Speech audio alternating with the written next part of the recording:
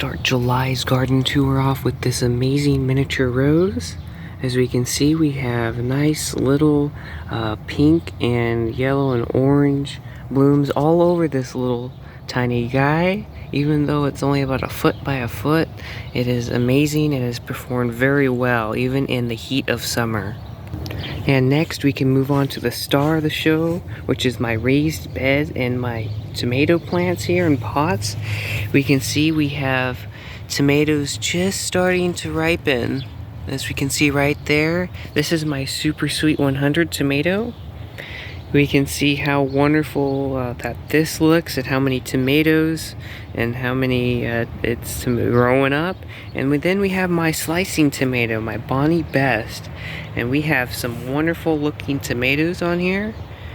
As we can see, we got at least 5-6 tomatoes. I mean, we got some in the back there. There's 2 in the back there.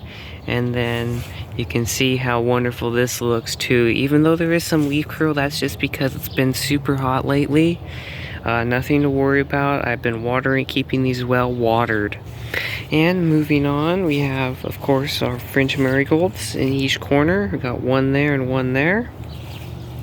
And then we have our shishito peppers, which are finally starting to produce some peppers.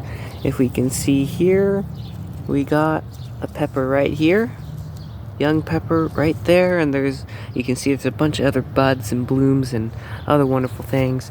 Look at the amazing blooms on that zucchini. That is just kind of cool to see, you know, how big these things get. These are just male blooms, but there are definitely female blooms starting in the back there. And then we have my jalapeno plant, which is starting to produce some nice jalapenos here, as you can see in the back.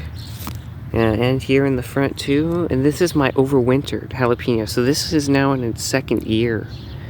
And we can even move on to my Cubanelle pepper plant. I mean, look how big this thing is. It has dropped some of its blossoms, but that is because it's been super hot, but it's still holding on to a couple of them there, and it's still producing some peppers up top. As we can see, I just picked a bunch of peppers at the bottom, so that'll stimulate more growth and more pepper production. Moving on to the back here, we have my Bush Champion cucumber, which is right here. As you can see, it's starting to fade out, so I have started another succession planting. But I just picked this plant clean. We just had like 4 or 5 more cucumbers, and it's, you know, this is a very prolific space. If you don't have anywhere to trellis, especially and you're growing in containers, definitely grow the Bush Champion. Next, we have the Minnesota Midget melon, and as you can see right here, we got a melon about the size of a tennis ball. That is awesome to see. These are like cantaloupe type melons, and I like having the leaves kind of, you know, up on them so it doesn't get sun scald. And then we have my Chardonnay melon, and we got several melons on this thing, on this plant, as we can see right here.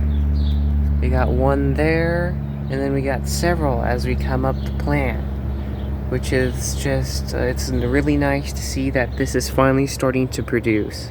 And I'll share with you a mistake that I was making that was shortening my production, so I encourage you to subscribe and see that, so you can see that video. And next we have my bush steak variety, which produces little slicing tomatoes, you know, steak sized tomatoes on a little bush, and we can see this plant is loaded. It is a determinate tomato.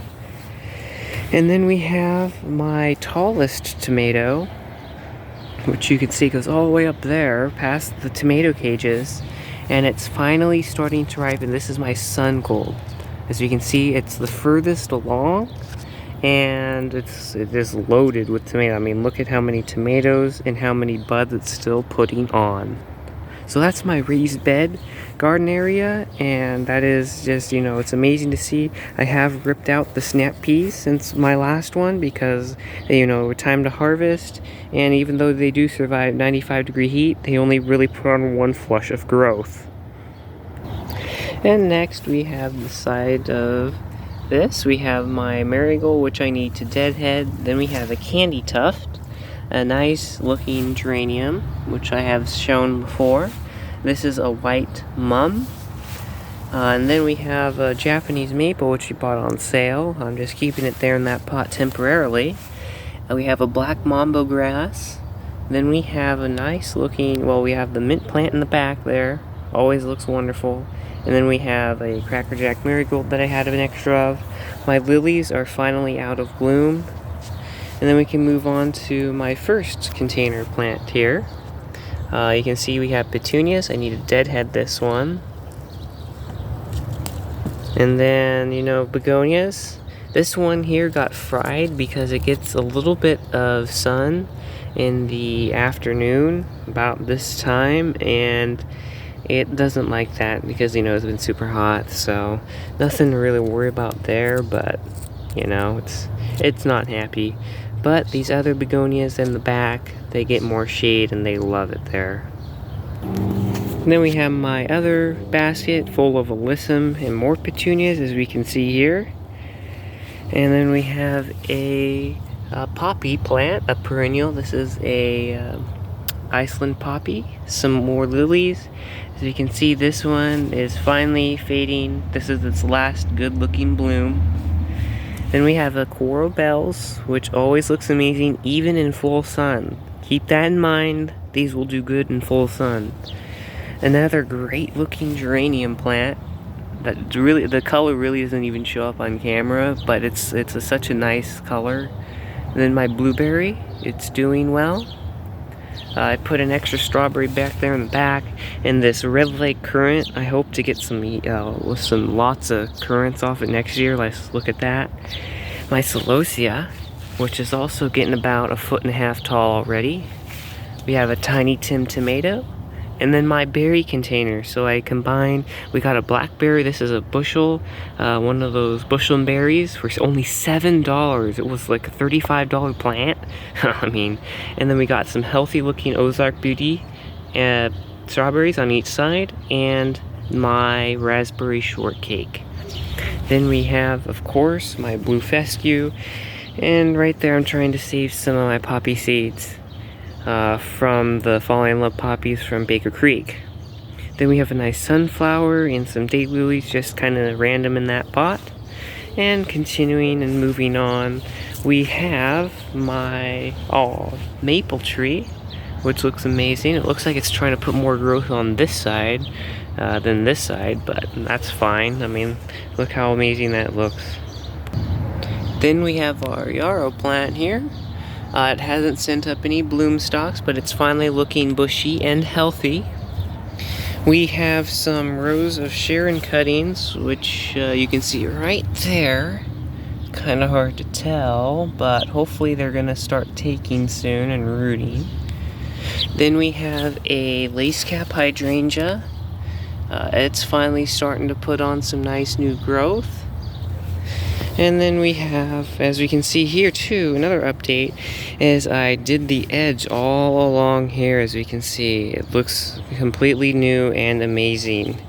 We have barberry, boxwood, another barberry. I actually tore out the old one because there was a bunch of grass infested in it, and I was redoing this edge anyway, so having that nice little one there is beautiful.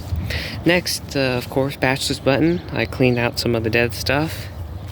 Boxwood, and then this amazing daylily. Just look at that color too. You can just see it. That peachy, orange, red, you know, almost like sunset colors. It's one of my favorite daylilies. And then we have echinacea right here. Piece of trash that I need to pick up. Another same one of the daylilies. And then of course the lilac, and last but never least is the iris, which I will show you eventually how to divide this plant, which is very simple. So I hope you liked this video and got something out of it. And you know, if you want to see more gardening content like this, tours and so on, I encourage you to subscribe, ring the bell, like this video so you can see more wonderful videos like this.